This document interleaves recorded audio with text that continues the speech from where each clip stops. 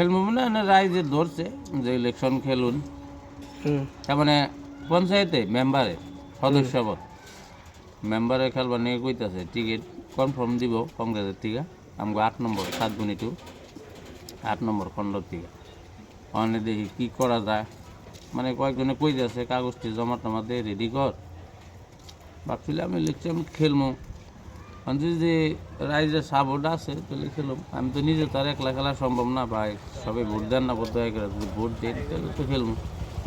আগে আপনি রায় গিয়েছেন ইলেকশন জিতলে পরে কি করবেন না? বুঝলে আমি খালি কাম করে যাবো, কোনো না খারবো না, যাই থাকুম কাম করে যাই থাকুম। কি কাম করবা?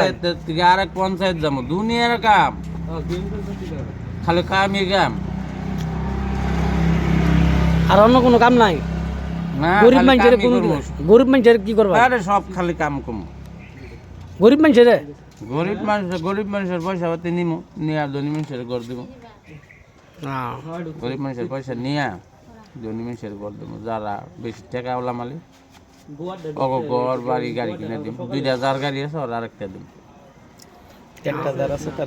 হ্যাঁ, যার 2টা আছে একটা দিমু, আর যার একটা আছে হ্যাঁ আরও একটা দিমু। আর যার নাই জানে ওর থেকে নিমু, মরে যাকে। মসজিদে তো 3টা গাড়ি। মসজিদের খরচ কম, মসজিদ 2টা নিয়ে ফোন নেবো। মসজিদে ট্র্যাক্টর একবার চালায়, একবার খুঁড়া গাড়াটা চালায়, একবার মারুতি চালায়, সারা থেকে বসে সব কিনে গানাবো হয়ে গে। আর টাকা সব মসজিদের নিয়ে ইলেকশন খেলা নেবো, দুনিয়ার টাকা আছে। আমি ভাবলি যে 2,000-3,000 করে ভোটের পরিবর্তে 2-3,000 টাকা করে দিয়ে বলে ভোট কিনবো। আর যদি কাম পামো 50-50 মসজিদের লাভ দুজনে 50-50 করবো। 80 আছে।